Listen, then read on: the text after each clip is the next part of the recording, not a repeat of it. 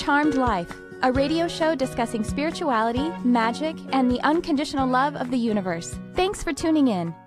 And I am your host, Tricia Carr. I am so blessed to be here with you today. And let's just get going on this show. Let me tell you about a couple of opportunities that I have right now for you folks who are interested in expanding your light, which is the topic of today's show, and also those who are interested in really digging in and opening up their intuitive abilities. If you like this show, you might be interested in that. So I have for you the Intuitive Intensive, the 2019 Intuitive Intensive. This is a program that I teach with my dear friend Crystal Compton, who was on last episode. And this is, we've done this is our second year doing this, second annual Intuitive Intensive, a 12-week program. I encourage you to go check it out. learn.lightworkerslab.com/intuitive 2019 that's what it is. That's how you find it. Anyway, the point is the link for that is in, however you're watching this, connecting with this program, you'll be able to see the link in the show notes in the description of the program. And again, you can join us live every week at 11 a.m. Pacific, and we actually live stream it to my YouTube channel. So that's one easy way to find it, and that would be youtube.com/Tricia Carr. And you can also, starting next week, see it right on my website, and that is triciacarcharm.com. I have opened up spots in more time in my schedule to do more one-on-one work. So I would love for you guys to go and connect with me if you would like an intuitive session where we are doing energy healing, ability assessment, life purpose review, connecting with past loved ones, your spirit guides, all of that. And also you can throw in there an animal communication portion to that big session that we do. And I also do, obviously, animal communication. So go check that out. And lastly, I want to say that I have my Mystic Arts Academy, and I have so many things going on there on demand as well as in person in Los Angeles and online. So this coming Tuesday evening, we have an intuitive mediumship development class going on. This is like a single class where we all get together. We do some Q&A, some teaching so that we clear up those filters, clear up the conditioning that tells us the untruths about ourselves, whether it's about personal development or whether it's about the fact that we actually are intuitive, the fact that we are psychic, and we clear that up, and then we actually start to practice and just start practicing our gifts. It's kind of crazy cool. I offer this online as well as in person. So just go to my website and go to Mystic Arts Academy. You'll be able to find out how to connect with that. And again, those links are also in the show notes here. So that is all I have to talk about today. And I want to now welcome on my very special guest. She is an author of a really awesome, very, very helpful book called Your Hidden Light, A Personal Guide to Creating Your Desired Life. Let's welcome on to Charmed Life, Raana Zia. Welcome, Raana. Hi, thank you. Thank you so much for having me on. Oh, it's such a pleasure. You have such a great energy about you. I love how you are holding so much light, but you're also able to give really practical steps, really practical ways to use just that feeling state that we're creating every single day. So that's what I think, that's what my takeaway is from this book. But I would love to hear about your journey and how you got to the place to be able to create this really helpful work of yours. My journey was really unexpected. I actually never planned or expected I'd ever write a spiritual book, a book about manifestation. I didn't even know what that was. I spent my entire career in finance. So you talk about practical. I'm an analytical person. I actually never considered myself a good writer or anything like that. So I built a whole career in finance. So I spent over 20 years in corporate finance, climbing the corporate ladder. And in 2012, I reached my career milestone of becoming a chief financial officer. So that was the year that I got everything I wanted. I was living out in California, and I knew that I eventually wanted to move back to the East Coast. My family's on the East Coast. And, thinking about a career in finance, I thought, okay, logically, yes, I want to become a chief financial officer. I want to move to the East Coast. And lo and behold, in that year, I got a call for the opportunity that was perfect. It was for me to move back, get the role that I wanted, and all of that. And it was happening a lot sooner than I'd ever imagined it would. So I'll have to say, a lot of times it takes a challenge for us to wake up. I would say this sort of unexpected positive thing in my life kind of shook me in a positive way and actually woke me up. I started to really feel within myself, like, wait a minute, what just happened? And did I just manifest this in my life? And I really believed it was the way I was thinking, the way I was feeling, the fact that I knew what I wanted and detached from it and kind of let the universe sort of take its course, that allowed it to come in a lot sooner than expected. But I didn't really understand all of it. So at the same time that year, I did take the job. We moved to the East Coast, and it was amazing. But at the same time in that year, something sort of woke up in my heart. And there was a very strong pulling within my heart. I couldn't explain. It was not letting me go. Mm-hmm. It made me feel like there was something else I should be doing. And it started with this sense of, wow, if I can manifest this in my life, what else can I manifest in my life? And could I create a life that was a lot more fulfilling and brought a lot more joy into my life? And could it look very different than what I had been doing for the last 20 years? So with these kind of thoughts in my head, I would say, that's where I began my journey of personal development and taking that very seriously, kind of really looking for answers, looking for, how does the world work? What is my purpose? And I started to read lots of books, going to conferences, listening to YouTubes and shows like yours, on the web. And I started to receive so much information that rang so true for me. And it was so profound and so powerful. And again, this idea that we truly have the power to manifest wonderful things in our life. And the fact that we create, right? We create things in our material outer world by what we are thinking, believing, feeling in our inner world. So truly this idea that our inner world creates our outer world.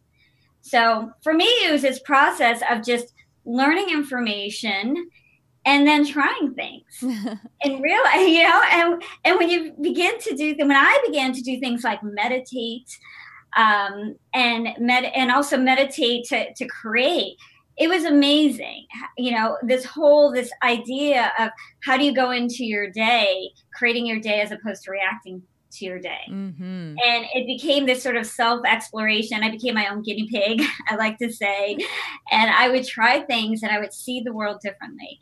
It was this, I was going through my own process of becoming a lot more aware of our own power and trying things. And the more I saw how I was directly connected to my world, it was just, for me, it was incredible. It was amazing. It was truly, truly amazing. So, as time was going on, I started to get this stronger urge to really change my life, and to really do something different. And I started to get this creative urge to write everything I was learning down into one book. And for me, initially, it was a sense of I needed to put everything in one place so I could easily reference it. I wrote this book the way I needed to receive the book. I'm a finance person, so I just needed things very directly. Tell me step by step, what do I need to know now that will help my life? So I knew I had this feeling that I needed to write it, but I also knew that I was never going to write it unless something was going to push me to write it. And so what happened for me at the end of 2016, I lost my job. And that was the catalyst, I went through this sense of, oh my God, I just manifested this in my life, right? This is amazing. Here I am with the opportunity of time because I got severance. And this was the time to write the book. And I also, of course, had all of the fear and anxiety of, oh my God, this is never happened to me. What do I do now? So, working through all those emotions, I had to just listen to my heart and not kind of live in my fear. And that's what kind of led, well, no, that's not what kind of led. That's what led to me putting pen to paper. And when I finally did, the book, wrote itself. It was done in 2 months. Wow.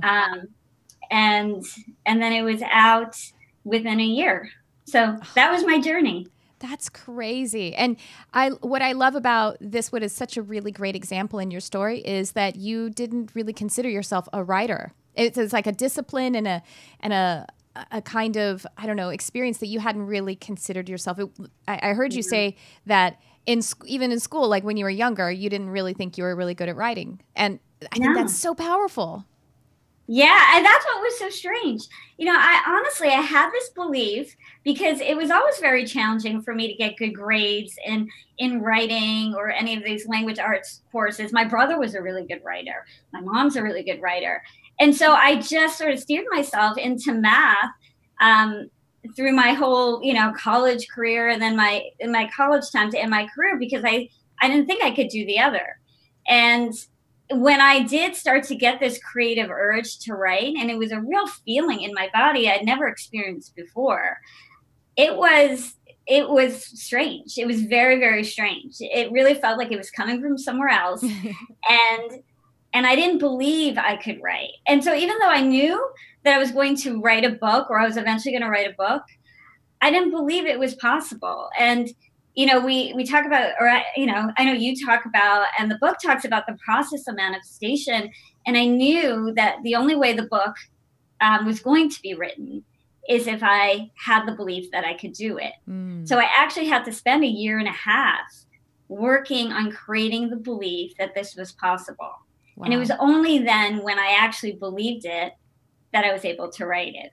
How did you work? And what are you're so great with being pragmatic and practical about something that is etheric even. And I think that is the journey. That's the beauty of being spirit in physical form.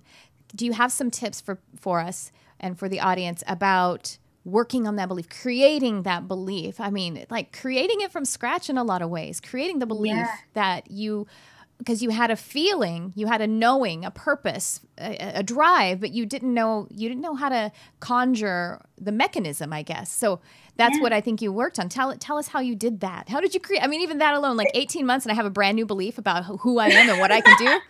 It's awesome. Yeah.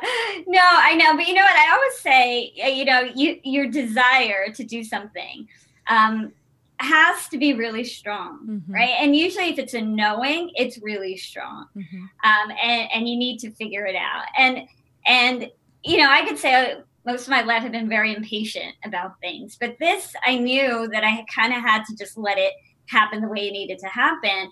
So what I would do is, I had people who were supporting me, and also knew that they couldn't just say, okay, now just write your book, just start writing every single day, because that was never going to happen for me. It started with just journal, right? Just start practicing journaling. That was new for me. I never really I never journaled. And so it was this idea of just journaling and practicing writing every day. In my corporate job, I also had the opportunity to write leadership blogs. Not even the opportunity. I was sort of assigned a month, and I would get so nervous. I'd have a lot of anxiety about that. Like, oh my God, I'm going to put something out there that I'm writing.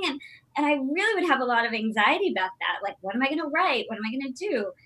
So that was a practice in and of itself of how do I relax and relax my body, not worry about it, go to sleep, and you'll wake up with an idea, which I usually did, and then write it and put it out there and just move through the fear of doing that. So it was just practicing writing in any way I could. I think the blogs definitely helped me.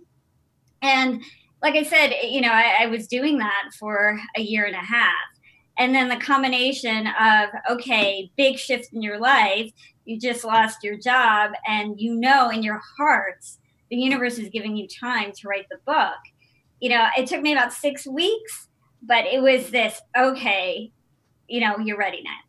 Actually, I'll share one thing. The big thing that really sort of pushed me into a firm belief was my husband, not knowing anything, that I, was not planning on going back looking for another job. He was like, what are you planning on doing if you're not going to go look for another job? And I said to him, I'm going to write a book. And he looked at me, and it was very not like him to do this, but he looked at me and he said, you are not a writer. But he's not being critical. He was being truthful. He was being like, the 18 years we've been married, he was like, what? Yeah. But when he said that to me, I knew he was my mirror. He was reflecting my criticism of myself, my fears. And the fact that he said it, something, it triggered something really forceful within me. And at that moment, I said, I am a writer. Ooh. And I probably, had a couple swear words in my mind or something going off too. But as he left the room, I started right then and there. I wrote the chapter titles and I started writing, and I didn't stop for 2 months. Oh my gosh, that's great. It was just another trigger. No, I love that though. Yeah, he was, like you said, being a mirror. He was being a mirror of a shadow side of still inside you that you needed to release, and he was just showing you that, and it made you just say, "Oh, well, I'm ready to release that belief that I'm not a writer." And yeah. Again, it's not like he was being critical. He was just observing, if anything, and that's where you had been, was in this state of, I'm not a writer. And so now that's over. I'm done with that. I no longer need that belief. Yeah, no, truly. And that's why, it was another example of what I was living, what I was about to write was that, the world is our mirror. It is a reflection of our thoughts, feelings, and beliefs. And I knew, one of my biggest fears was no one's going to believe I'm a writer. No one knows me as a writer. And it was this fear that I was trying to squash, by doing these practices. But right before I was ready to do that, it had to appear again. And I had to face it, let it go before I could start writing. So what I'm hearing, or a question that I have is, so you didn't even know if you had a talent or a any kind of natural facility to write. And so actually, I'm just curious, when you started writing, whether it was the blogging or the journaling, were you good at it? Or, did you kind of have to work really hard so that so far as the technique and the mechanics that you were able to actually execute? Yeah. So, okay, there's one belief I did hold. Okay. One thing I did realize through my career in finance was I had the ability to understand the business, because part of my job was to understand what was happening in the business so I can communicate it. And sometimes it would be, writing a one-pager or speaking to the team on a Monday morning of this is what's going on. And so I think the analytical side of me was able to connect dots together and kind of just synthesize and clearly communicate. So from a writing of what's going on in the business, I knew I could do that. Right. Well, and writing a book. Math is language as well. So you know what I mean? And I've heard before my guides, and I've offered this to people that I coach, that you can actually hack your life. So if you're a mathematician, that is a language, and that's being articulate in a language. So then you can hack that, and it's basically what you're saying that happened. You manifested something that was in a different area. And so you kind of started to reverse engineer and figure out, okay, wait, I want to do it again, but in a totally different area of my life. So you can kind of just take that experience and put it onto another desire, and then create beliefs around it. Is that, what do you think about that? Is that and it was almost like, okay, I felt like the book process was similar in sort of my business mind, right? So how do you take this topic, this idea that I was so passionate about, this idea that we can manifest, and that everything in the material is created in the spiritual world, and how do you start to make it very clear and simple to be able to present out? So those analytical skills or communication skills that I had, it was sort of taking this much bigger and very different topic and presenting it in that same way, if that makes sense. So the idea of a book, I would say it's not very different. Now I can look back and say, okay, what I did, it's not like I had to develop all new skill sets to do this. I thought I needed to, because, when you think about writers and people who write books, I think it's a whole different skill set. But in reality, I had this skill set. I was just applying it to something else. And you actually needed the belief was the portal to actually recognizing you had the skill set already, but you kind of couldn't see that skill set until you created so you couldn't see the outer world until you created the inner world first. Absolutely. It's really amazing. So it's always, so the way that you started to create the belief was, one, just to take some action on the desire, on the feeling, on the joy of the idea of it. And did you do some other kind of maintenance? You mentioned meditation. Are there any other kinds of practical techniques to be able to shift and create that 18-month period to create the new desire, or excuse me, the new belief that I am a writer? I would say no. I would say it was just that. It was a meditation. I developed that meditation practice, and I was consistent about it. It was meditating every single day. And the meditation brings up the awareness. The awareness is important because the awareness is admitting to yourself, admitting to myself, I'm still scared about this. I still don't have a belief about this. And then continuing with the writing and just believing that it's going to happen, and it's going to happen in the right time. Mm-hmm. And Yes. then when I was now saying, okay, I'm ready to write the book and I'm going to write, I would say the process there for me, which really helped, is, you know, I knew what the chapter titles would be, right? I knew it'd be 10 chapters. I knew the book would not be a long book. It would be less than 150 pages. I knew it was just going to be a very direct book.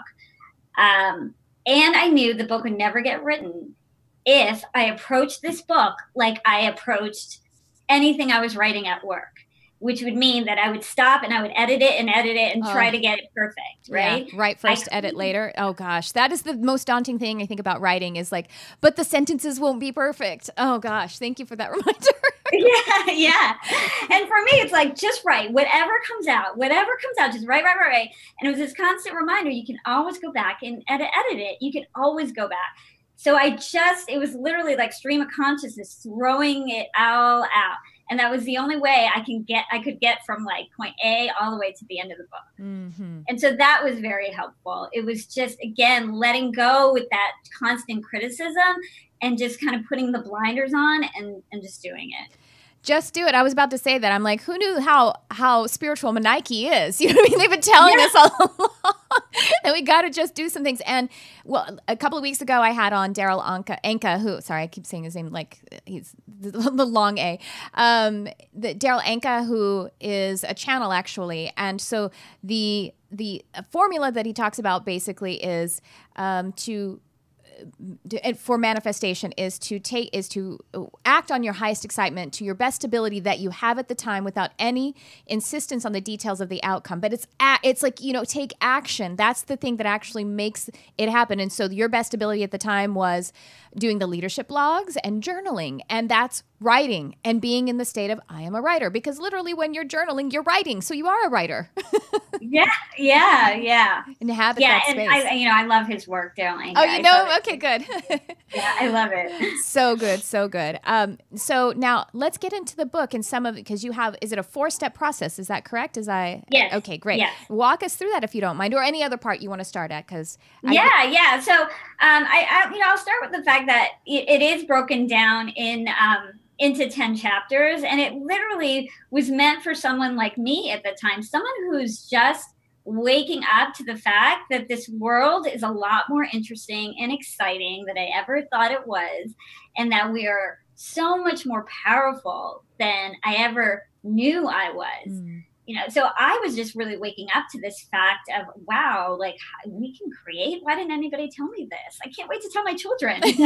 Yeah.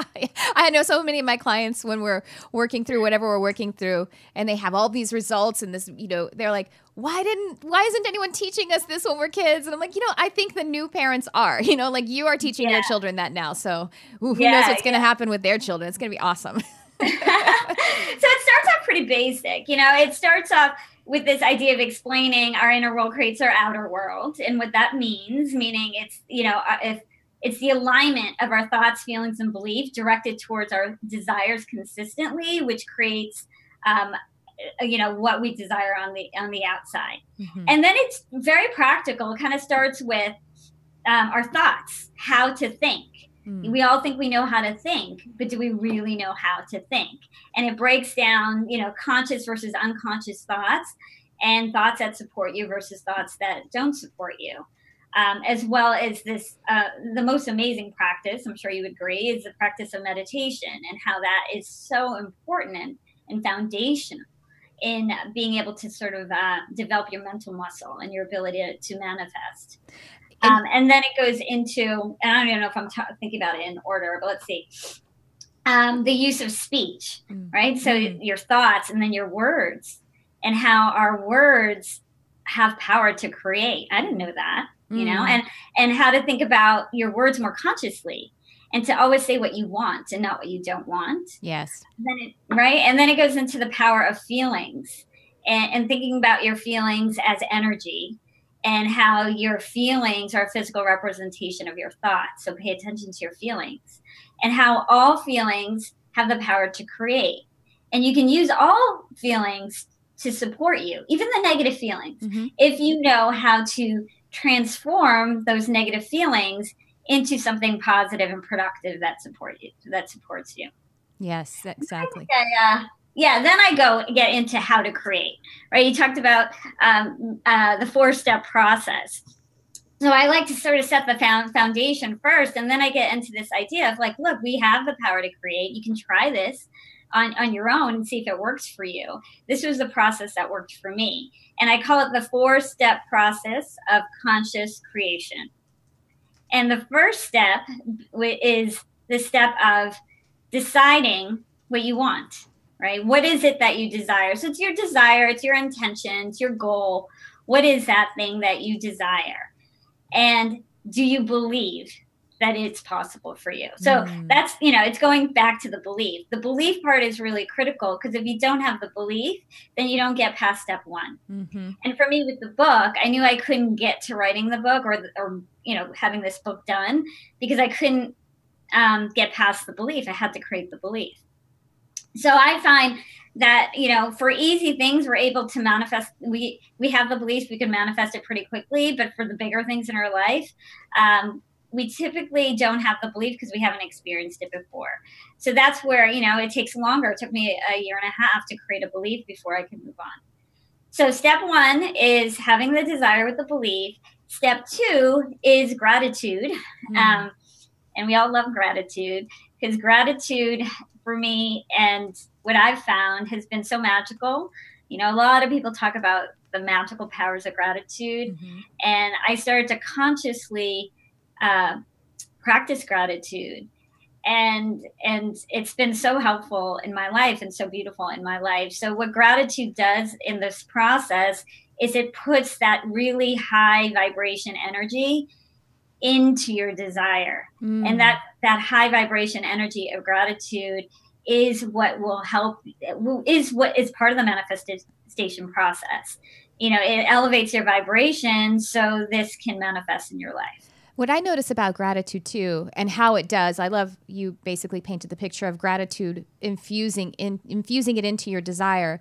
Gratitude is a state, not only, it's a state of having, it's a state of ownership. So then it actually does, it empowers the belief and it causes the belief to become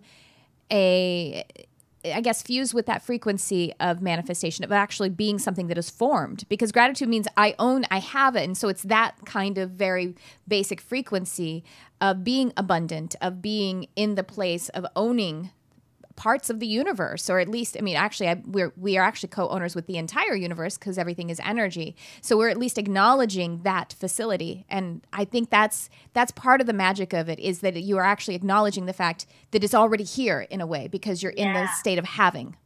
No, absolutely. And it's almost that magic component of gratitude that, now people are talking about it before, but it was, I never really thought about gratitude. I thought about, of course it's good to be grateful, and it feels good to be grateful.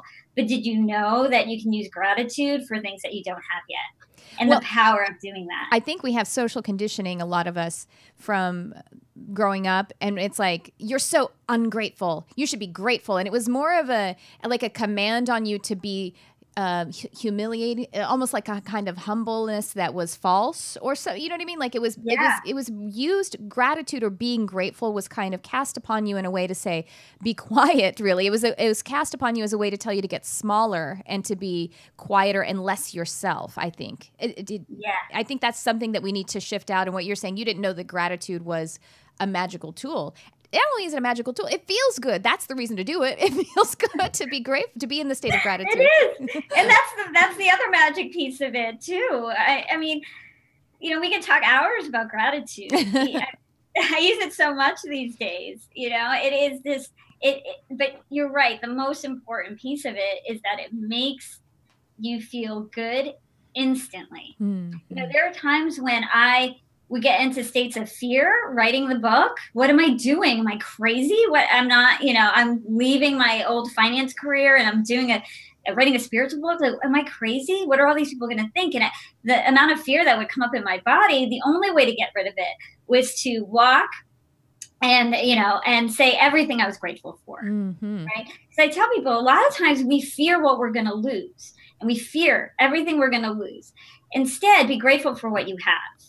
Yes. Because I've heard other people say in your show, right? Gratitude, the more grateful, the more you're grateful for something, the more you'll receive it. I kind of butchered that, but not at all. The more what you're grateful for, the more of what you're going to get back in your life.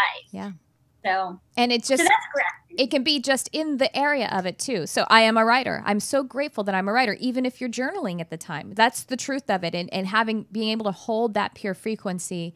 Gratitude is an appreciating experience. So appreciation, just as you know, as a financial person, means that you are actually growing something.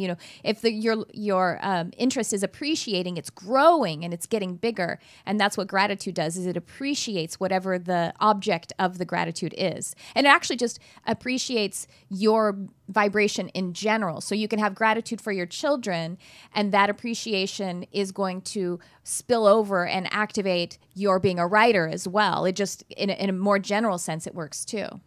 Yeah, absolutely. Absolutely. Because sometimes it is hard to be grateful. You're like, how do I become grateful for something I don't have yet? Mm-hmm. And it's, well, don't not be grateful. Just think of something you're grateful for. Yes. Get your body into that state. Be grateful for the desire. That's one place to start.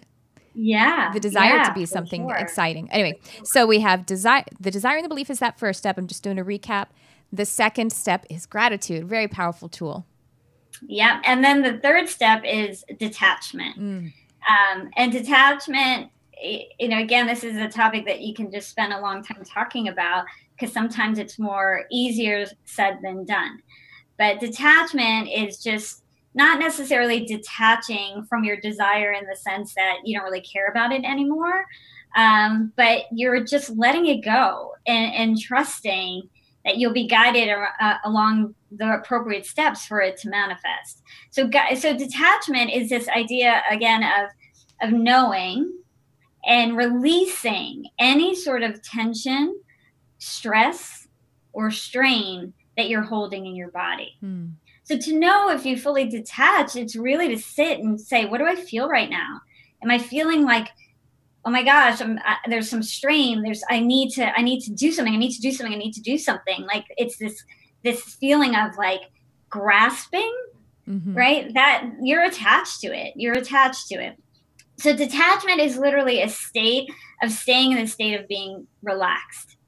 Gratitude puts you in that high vibration of feeling really, really good. This idea of detachment is, again, about maintaining this sense of balance and a sense of feeling good while you're doing what you need to do. And because what comes after detachment in step 4 is taking any action required, but only in line with what you desire. So it's action that's aligned with your desire. But you should be taking action from this place of detachment, of a place of feeling non-resistant, calm, and good. Because if you start to put yourself and work yourself up, which we all do, we all have times, but we can catch ourselves of being stressed out, strained, like, why isn't this happening? You right away know you're not detached. You are attached, and you're blocking it from coming to you. So if you're trying to manifest something large in your life, this is the place where most people, or where all the inner work, for me too, right? Where the inner work happens is, how do I stay in this place of detachment, of trusting, of knowing, of staying calm, that I'm going to be guided. And in that place of detachment is also where you hear your intuition, right? Where you can listen. Because if you're stressed, it's hard. It's hard to hear what your intuition is telling you. So those are the 4 steps. It's the desire with the belief, gratitude, detachment, and taking action.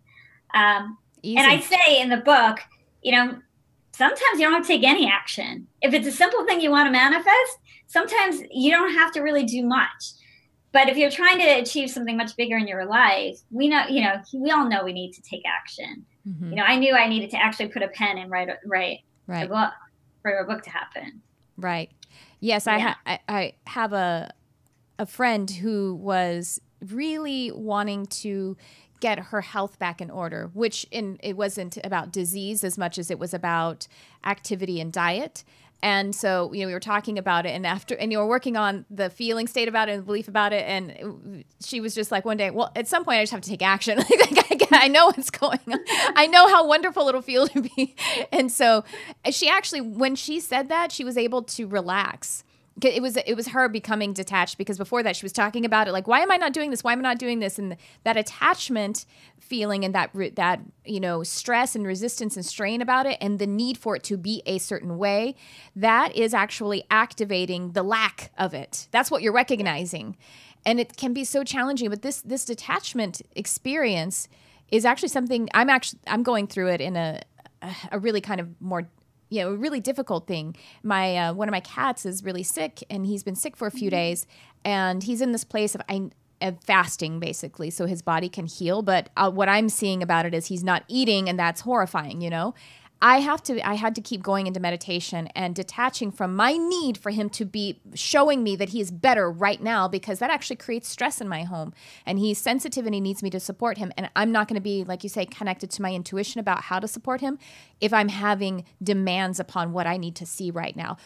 And when I got into that place, wisdom was telling me, spirit was telling me, there is wisdom in what he is doing. You keep supporting him, but his body is actually wise, and it's taking care of things, even if there are these outside influences that are telling me. So anyway, I just thought I would share that, because this principle of detaching is actually something that is a part of any process of manifestation, even needing something like someone you love to be better.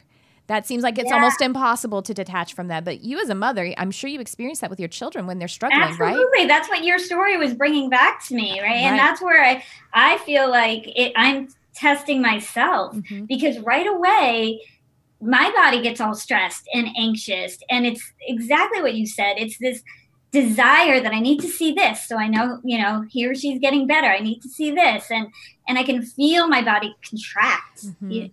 And what I need to do is to just get back into that state of meditation, to let go.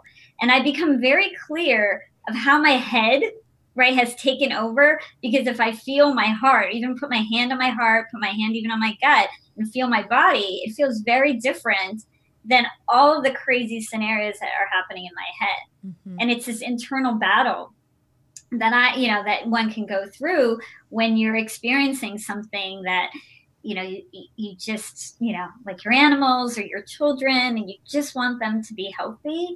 But it is true. It is just this idea of, I need to relax. I need to detach. And I find the moments that I do just stop and I meditate, and then I go out and I see my child, there's some sort of validation that comes back to me that it's okay. Things are getting better. Things are getting better. And you talked about a moment ago, knowing what serves you, like what thoughts, emotions are serving you.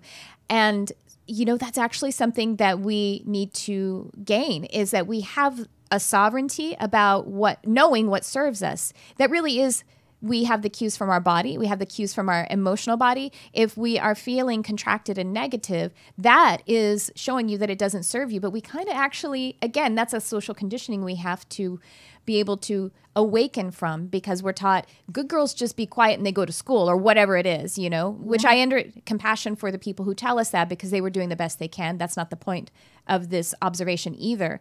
But knowing what serves you, meditation is the way, is the portal to do that, because you're spending time in your own essence, and you're building that relationship with yourself to be able to take back the mastery of, oh, this doesn't serve me. This emotion, this feeling, this thought doesn't serve me.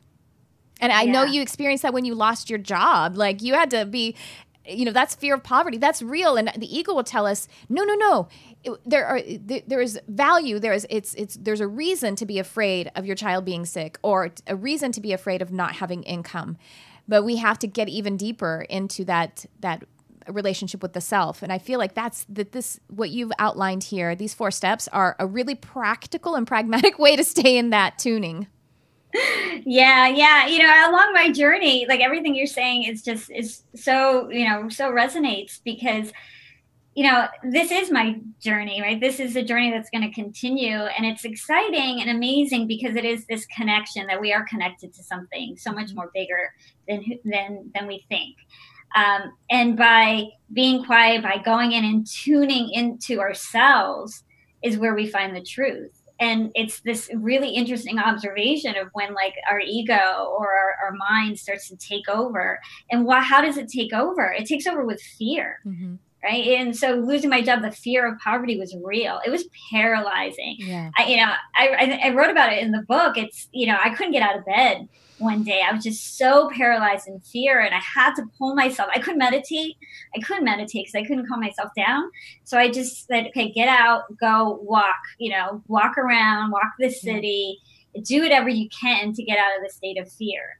Because I in my mind, I was saying, whatever you're going to prolong in fear is what you're going to manifest. Mm-hmm. So let it just get out of your system. And it's our mind that creates this fear that isn't real. Yeah. But what's real is what's in our heart. And I do believe if we tune into our heart will tell you the truth. Mm-hmm. I will tell the truth. My heart will tell me, is there something I should really be concerned about? Is there something that, is everything okay, or is everything not okay? And that, takes a lot of work because our minds can go crazy. Mm. And the easiest way for me to get there is by just getting quiet and tuning in. And getting very present. That's what the heart does. That fear is never present. Fear is telling us that you are already living in a poorhouse. You know what I mean? Like that's what it's fear of poverty. It's poverty. It has you in poverty. Meanwhile, you're sitting in a comfortable room with a meal at any time you want. You are actually abundant, but it is taking you to some place, some other dimension that isn't your truth. And the way we know it's not your truth is because your body and your emotional body your physical and your emotional bodies are telling you that. Fear, I heard you say recently, because I was like, oh my gosh, that's exactly what I said last week. And a million people say all the time, fear never serves you. Fear is never the place of creator energy. It never is, because creator energy is love. And that's in your heart, as you said. Yeah. Fear is funny, right? It is funny. But the one thing I did find, right, is that you can take that energy and transform it into something that really serves you. And during those times where I was feeling that fear of poverty, I would just take all that fear and I would it would take the energy of fear, and I put it into my writing. And it really, really helped me write, because it's energy, and it's just a matter of what you're going to do with it. Are you going to have it debilitate you, or are you going to have that energy serve you? You can filter the energy either through fear or through love. And because it is just energy under. And so if there's a strong current under the fear, then you can use that. And actually you can use fear as a doorway to get into the love by saying, what am I afraid of? And that'll show you the negative belief, and you turn that into the positive belief. Yeah. I love that. Yeah. Sure.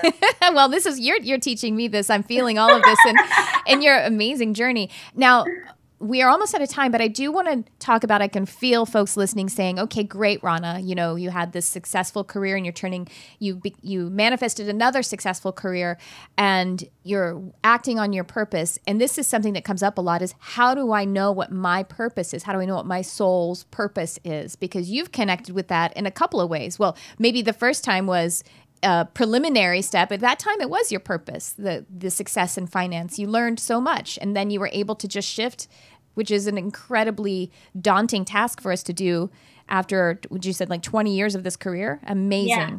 So any tips, I should say, on how to allow that voice of the soul or the purpose, the life's purpose, to come up? Yeah. For me, this shift that I recently went through was a big shift. And it was a conscious, I want to understand what's next.